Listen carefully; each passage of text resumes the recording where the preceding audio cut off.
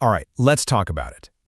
This is the one mistake that most of us make in conversations, and it's the very reason you might feel anxious, awkward, and just like you're not getting the results you want. But hey, don't worry. In the next few minutes, I'm going to show you a simple, really powerful method from ancient Greece that will completely change how you talk to people, and believe me, it's a technique that's been working for over 2,000 years. So first things first, we need to understand the trap that pretty much all of us fall into. Most of us think that a great conversation means we have to perform, come up with clever stories or interesting facts. But that's just completely wrong. That pressure to perform is exactly what creates those awful, mind-blanking silences. So this quote, it actually comes from a story about a totally disastrous first date. 10 minutes in, the small talk just vanished. He ended up just staring at his phone, pretending to check the weather. The conversation was dead, and yet he never got a text back. Does that sound at all familiar? So here's the crucial point.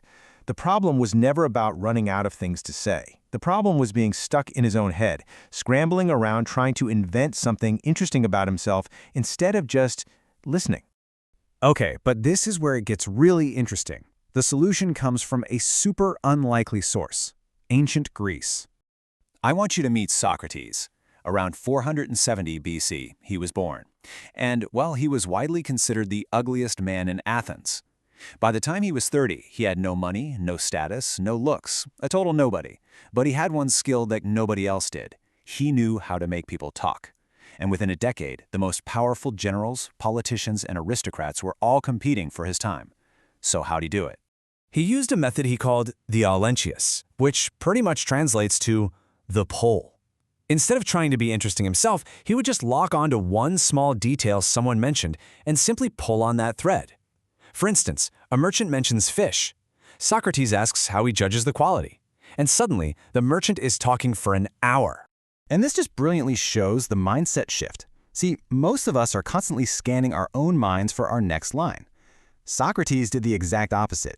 He listened intently for the one word or idea the other person said with just a little more energy or emphasis. That was the thread, and all he had to do was pull it. Okay, so how do we actually do this? Well, it breaks down into 3 really simple steps. The method is beautifully simple. First, you listen for and find the thread. That's the word with that little bit of extra energy. Second, you pull the thread with a simple question. And third, and this part is key, you create the loop. Let's see this in action. Socrates hears the merchant mention fish. Boom, that's the thread. He pulls with a question. How do you judge the quality of fish? The merchant, he's an expert, so he happily answers, I judge by the smell. Now here comes the loop, and this is where most people fail. Instead of just saying, oh, interesting, and changing the subject, Socrates takes the exact last thing the merchant said, the smell, and uses it for the next question. And where did you learn that? The merchant replies, my father taught me. Socrates loops again, pulling from my father. He asks, and did your father fish or trade? And just like that, the merchant isn't talking about fish anymore. He's talking about his childhood, his family, his entire life story. He leaves thinking Socrates is the most fascinating person he's ever met, even though Socrates barely said a single word about himself. And this next part is what most people tend to ignore, but it's the secret that makes this entire method actually work. This is the whole idea right here. The entire Socratic method is built on a simple but really profound shift in focus. Stop carrying the burden of trying to be interesting.